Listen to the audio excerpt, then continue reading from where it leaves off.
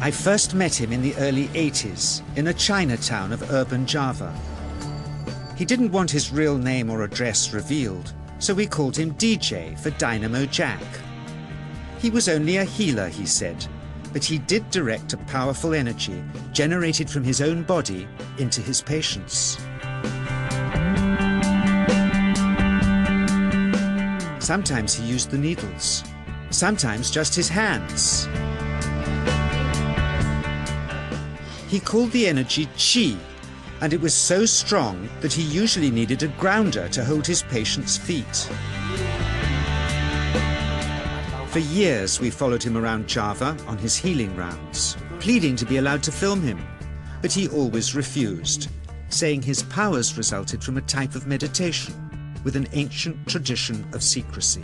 It was only when my brother Lorne was suffering from a serious eye infection that he finally allowed us to film him in 1987. It was nothing like any acupuncture I'd ever had. I was getting really powerful electric shocks and couldn't control my movements at all. Yin yang, positive and negative, you know. And my positive from here and my negative from here. And we meet together, this can get like electricity. And is this because you're special? You have a special sort of It's meditation every day. It's meditation that does it? Meditation every day. Like you can touch me, like this. It's nothing, okay? It's my burn. Just like this. For our sound recordist, it was also a shocker.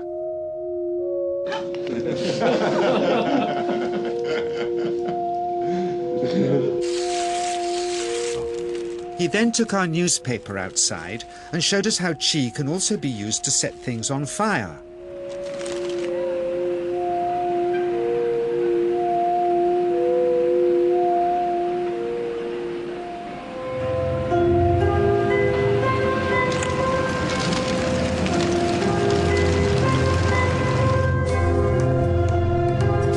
When he heard we'd shown this footage in public, he was very upset and refused all our future efforts to contact him again. As the years passed, we sadly resigned ourselves to never seeing him again. My brother Lorne never did, for by 1997 he was already dead, when I again found myself with DJ, now treating me for an eye problem. But it wasn't this that brought me back. He had tracked me down out of the blue and invited me to tell me a story. He'd just returned from 2 years on a deep meditational journey, alone in the heart of Borneo. Amongst his revelations, he had seen, he said, how history was moving on into great change, and the old wisdom was vanishing. So he'd called me back to film just enough of him to remind us that we all have undreamed of powers sleeping within us, and that there's nothing special about him except for his training in waking them. Grounding this patient, my cameraman Joe is having to use all his weight to keep contact. Qi is pushing him away.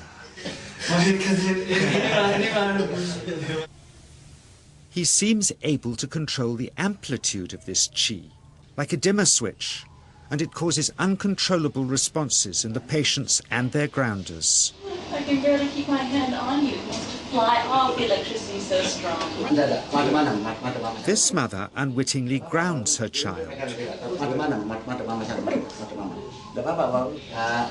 He won't sit still, so she's asked to hold him and grin and bear it.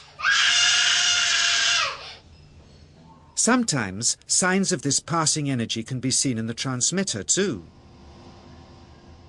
This Qi stuff is only the surface, he says, of the real adventure beneath, in the meditational technique.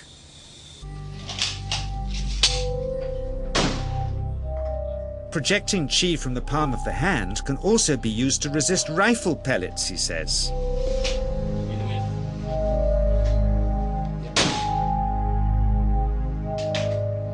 First, you learn to distinguish between yin and yang Qi in your body.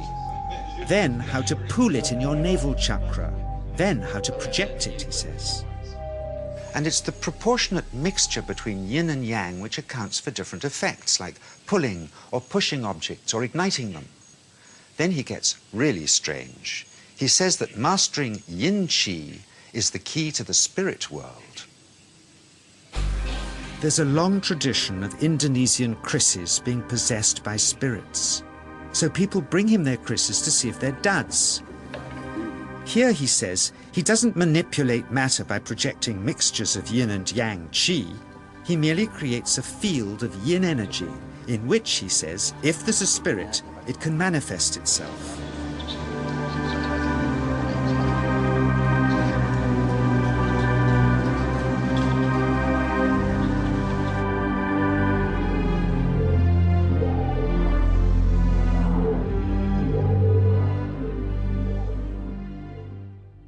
So I invited a small group of scientists back from the United States with measuring equipment to test if DJ was for real.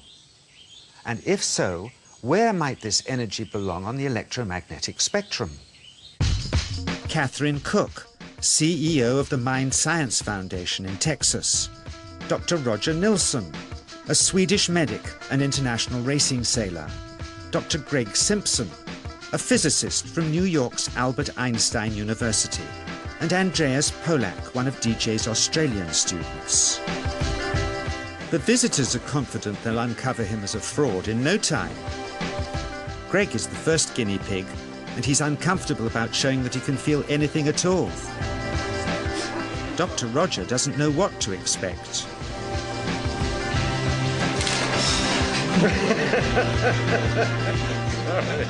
Out comes the metal detector, like the things they use in airports, to see if he has any concealed metal in his body. Then the voltmeter, to try and measure the qi. But how to get it to work? Where's the ground? What settings?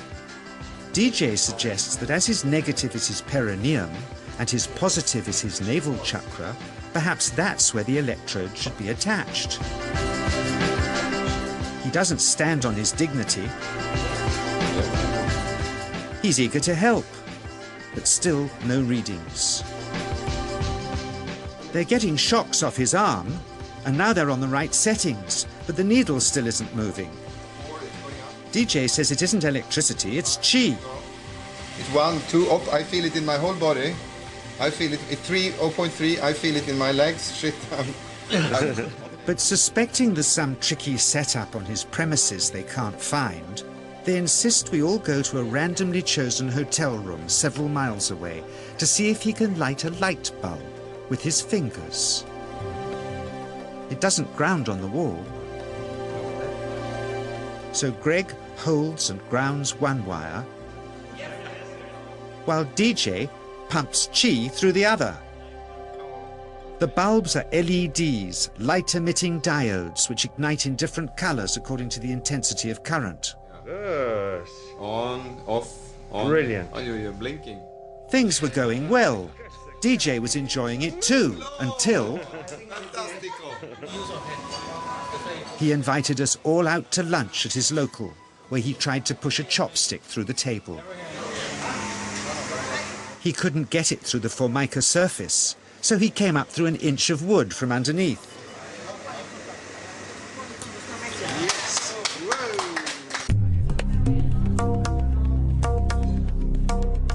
Not only did he draw his own blood, but a chopstick splinter had caught Alison here between the eyes, drawing more. The incident was laughed off apologetically, but next morning he was a different man, drawn and upset.